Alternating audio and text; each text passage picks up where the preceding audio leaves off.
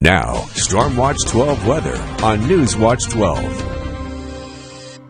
Well, we're taking a live look at Yreka, Klamath Falls, Medford, and Mount Shasta. Well, Mount Shasta was there, but again, you can see we do have smoke in the air, especially in Medford, a little bit better in Yreka, a little bit better also in Klamath Falls. Let's go ahead and take a look at our visibility. It is 4 miles right now in Gold Beach, but between 2.5 and 3 miles here in Medford, extending up towards the north. It is better down to the south and also better off towards the east.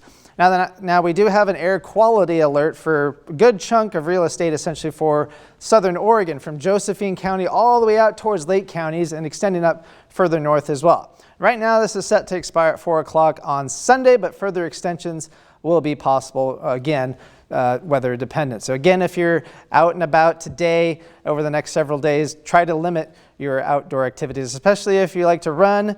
Oh yeah, it's not going to be fun to try to do that. So try to do that in the early morning if you really have to do that outside. Wind speed and direction, again, winds picking up in Medford. It's been between about 10 to 15 miles an hour out of the west, which is contributing to more of that smoke coming from the west from the Smith River Complex fires. Again, out towards the east, winds 10 to 15 miles an hour. Current temperature 91 degrees in Medford. Yeah, it was cooler today compared to yesterday's 97, but that was because of the system that moved through the area yesterday. So that's going to be a one-day thing, because once we get past today, temperatures are going to start to go back up. So again, we were upwards of 5 degrees cooler compared to 24 hours ago. With the exception of Brookings, you were 11 degrees cooler compared to 24 hours ago. So that's pretty significant in that sense. Now, again, you can see the fog and low clouds along the Oregon coast, and again, the smoke is embedded as well. But as you can see here through the Illinois River and the Klamath River, that smoke really likes to embed itself down there. It just kind of sinks all the way down, so you can actually kind of see it here on our visible satellite imagery. Extending off towards the east, we do have some just scattered clouds throughout Klamath and Lake counties right now, not producing rain at this particular time. The big story is going to be the area of low pressure that's pushing off towards the southwest very slowly. That was what gave us the thunderstorms for yesterday, which is actually now just getting past Seattle and moving up further towards the north. Now, as that moves farther away from us, that's just going to crank up the heat. It's not going to provide any precipitation in the area. Now, again, the best air quality is east of the Cascades down towards Mount Shasta. Lakeview looking pretty good. Medford, Grants Pass, not so good in terms of our air quality. It's unhealthy at this particular time, bordering on the very unhealthy category. Now we're going to stay with the smoke in the region. Again, that smoke will actually push east of the Cascades as we go throughout the overnight hours.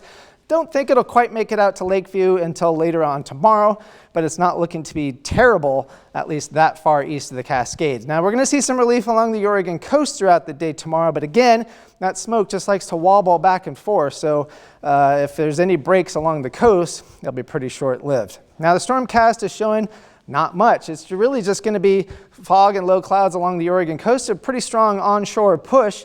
But other than that, we're just going to stay high and dry with the exception of the smoke.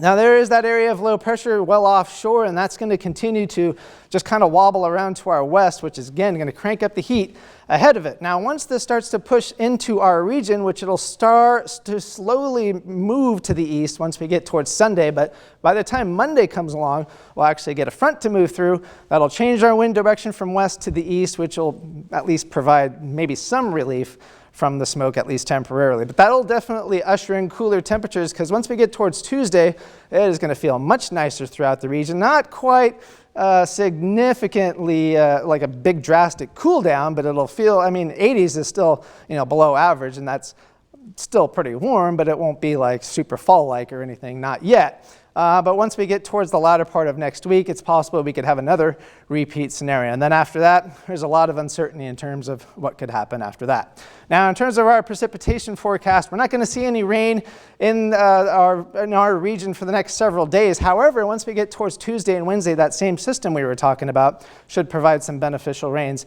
up to the north. Now, right now, we're looking at 91 degrees in Medford. Again, it is pretty breezy out there. And we should drop to about 62 degrees tonight, 52 for Brookings. Tomorrow we're looking at 95 degrees in Medford, 88 in Klamath Falls, and here's your 7-day forecast. Again, we're going to stay in the 60s for the most part, with smoke lingering through the weekend. For Northern California, 90s through Monday, and then we finally cool off into the 80s by Tuesday. And that's pretty much the same kind of scenario for the Klamath Basin. However, your temperatures will cool much cooler into the 70s. And for the Cascades, again, we're going to be in the 80s, but much cooler Tuesday, barely making 70 degrees. Rogue Valley, we're going to go from the 90s. That cold front moves through on Monday, 80s Tuesday through Thursday, and then we may see some thunderstorms late next week.